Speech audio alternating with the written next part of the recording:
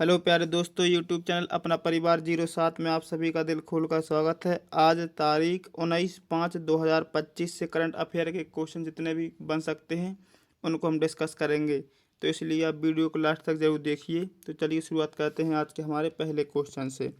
देख दिया है, हाल ही में भारत की राष्ट्रपति ने कौन सा ज्ञानपीठ पुरस्कार प्रदान किया है? तो इस क्वेश्चन का ऑप्शन है 57वां, 58वां, 59वां या 60वां। तो इस क्वेश्चन का जो सही जवाब होगा ऑप्शन नंबर बी 58वां। तो देखिए, अभी हाल ही में राष्ट्रपति ने द्रौपदी मुर्मू जी ने ज्ञानपीठ पुरस्कार बांटा है। कितने नंबर का? 58वां का। तो आपको ध्यान रखना है, जो हिंदी वाला है वो मिला है सदगुरु रामभद्राचार्य जी के लिए, और उर्दू वाला है वो मिला है गुलजार के लिए। तो आपको ध्यान रखना है, हिंदी वाला मिला है सदगुरु रामभद्राचार्य के लिए और उर्दू वाला मिला है गुलजार के लिए। तो आपको लिख लेना है, ध्यान करना है। देखिए, इसके बारे में देखते हैं कि भारत के राष्ट्रपति द्रौपदी मुर्मू जी ने हाल ही में 58वां ज्ञानपीठ पुरस्कार प्रदान किया है, जो भारत का सर्वोच्च साहित्य के क्षेत्र में सम्मान है। तो चलिए इसी के साथ चलते हैं हमारे अगले क्वेश्चन पर।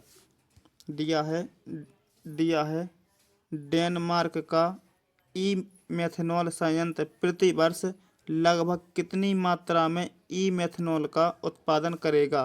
तो इस क्वेश्चन का ऑप्शन है, देखिए, 10,000 टन, 25,000 टन, 42,000 टन, 6,000 टन। तो इस क्वेश्चन का जो सही जवाब होगा ऑप्शन नंबर सी 42,000 टन। तो देखिए, इसके बारे में देखते हैं। देखिए, डेनमार्क में शुरू किए गए ई मेथनॉल संयंत्र से प्रति वर्ष लगभग 42,000 टन उत्पादन की उम्मीद है, जिससे हरित ईंधन को बढ़ावा मिलेगा। तो चलिए इसी के साथ चलते हैं हमारे अगले क्वेश्चन पर। दिया है, भारत का पहला मानव युक्त गहरे महासागर मिशन किस वर्ष के अंत तक 6,000 मीटर की गहराई पर लॉन्च किया जाएगा? तो इस क्वेश्चन के ऑप्शन हैं 2025, 2026, 2027, 2028। तो इस क्वेश्चन का जो सही जवाब होगा ऑप्शन नंबर बी 2026। तो देखिए, इसके बारे में देखते हैं। देखिए, भारत का समुद्रयान मिशन 2026 के अंत तक 6,000 मीटर गहराई में मानव भेजने की योजना पर कार्य कर रहा है। तो चलिए इसी के साथ चलते हैं हमारे अगले क्वेश्चन पर। दिया है, वित्त वर्ष 2024-25 में जीएसटी संग्रह वृद्धि दर में कौन सा राज्य शीर्ष स्थान पर है? तो देखिए, इस क्वेश्चन का ऑप्शन है कर्नाटक, गुजरात, उत्तर प्रदेश या महाराष्ट्र। तो इस क्वेश्चन का जो सही जवाब होगा ऑप्शन नंबर डी महाराष्ट्र। तो देखिए, इसके बारे में देखते हैं। देखिए, महाराष्ट्र ने वित्तीय वर्ष 2024-25 में सबसे अधिक जीएसटी संग्रह वृद्धि दर्ज की है, जो राज्य की मजबूत अर्थव्यवस्था को दर्शाता है। तो चलिए इसी के साथ चलते हैं हमारे अगले क्वेश्चन पर। दिया है, हाल ही में कहाँ 12 दिवसीय सरस्वती पुष्करालू शुरू हुआ है? तो इस क्वेश्चन के ऑप्शन हैं हरियाणा, उड़ीसा, केरल या तेलंगाना। तो इस क्वेश्चन का जो सही जवाब होगा ऑप्शन नंबर डी तेलंगाना। तो देखिए, इसके बारे में देखते हैं। देखिए, तेलंगाना में सरस्वती नदी के किनारे पर 12 दिवसीय धार्मिक पर्व सरस्वती पुष्करालू की शुरुआत हुई है। तो देखिए, इस क्वेश्चन के बाद चलते हैं हमारे अगले क्वेश्चन पर। दिया है, हाल ही में किस तारीख को अंतर्राष्ट्रीय प्रकाश दिवस मनाया गया? तो इस क्वेश्चन का ऑप्शन है 12 मई, 14 मई, 15 मई या 16 मई। तो देखिए, इस क्वेश्चन का जो सही जवाब होगा ऑप्शन नंबर डी 16 मई। तो देखिए, इसके बारे में देखते हैं कि अंतर्राष्ट्रीय प्रकाश दिवस प्रति वर्ष 16 मई को प्रकाश के विज्ञान, संस्कृति और शिक्षा में योगदान को मान्यता देने के लिए मनाया गया है या मनाया जाता है। तो चलिए इसी के साथ चलते हैं हमारे अगले क्वेश्चन पर। दिया है, हाल ही में भारत यूरोपीय संघ ने समुद्री प्रदूषण और हरित हाइड्रोजन पर कितने करोड़ रुपए की संयुक्त अनुसंधान पहल शुरू की है? तो इस क्वेश्चन के ऑप्शन हैं 295 करोड़ रुपए, 346 करोड़ रुपए, 391 करोड़ रुपए, 12 करोड़ रुपए। तो इस क्वेश्चन का जो सही जवाब होगा ऑप्शन नंबर बी 346 करोड़ रुपए। तो देखिए इसके बारे में देखते हैं। भारत और यूरोपीय संघ ने समुद्री प्रदूषण को कम करने और हरित हाइड्रोजन की खोज को बढ़ावा देने के लिए 346 करोड़ रुपए की संयुक्त परियोजना शुरू की है। तो चलिए इसी के साथ चलते हैं हमारे अगले क्वेश्चन पर। दिया है, हाल ही में सिक्किम राज्य का कौन सा स्थापना दिवस मनाया गया है। तो इस क्वेश्चन का ऑप्शन है 50वां, 51वां या 52वां या 53वां। तो देखिए इस क्वेश्चन का जो सही जवाब होगा ऑप्शन नंबर पहला 50वां। तो देखिए इसके बारे में देखते हैं। दिया है, सिक्किम ने भारतीय संघ में शामिल होने के 50 वर्ष पूरे होने पर अपना स्वर्ण जयंती स्थापना दिवस मनाया। तो चलिए इसी के साथ चलते हैं हमारे अगले क्वेश्चन पर। दिया है, हाल ही में किसने समुद्री जल की विलवणीकरण के लिए उच्च दबाव वाली पॉलीमर झिल्ली विकसित की है।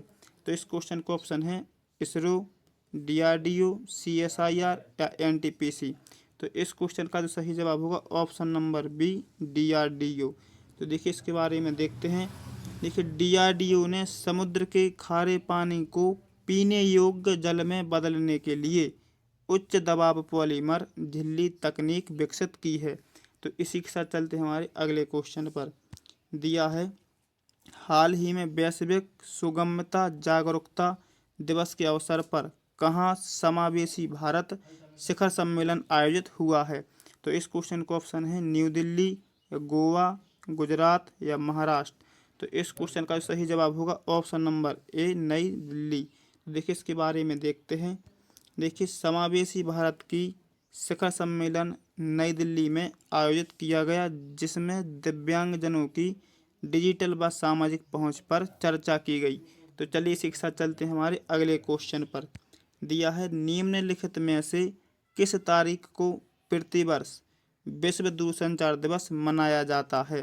तो इस क्वेश्चन का ऑप्शन है 15 मई, 16 मई, 17 मई या 18 मई। तो इस क्वेश्चन का सही जवाब होगा ऑप्शन नंबर सी 17 मई। तो देखिए इसके बारे में देखते हैं। देखिए विश्व दूरसंचार दिवस हर साल 17 मई को मनाया जाता है। दूरसंचार के सामाजिक और आर्थिक प्रभाव को उजागर करने के लिए इसको मनाया जाता है। तो चलिए इसी के साथ चलते हैं हमारे अगले क्वेश्चन पर।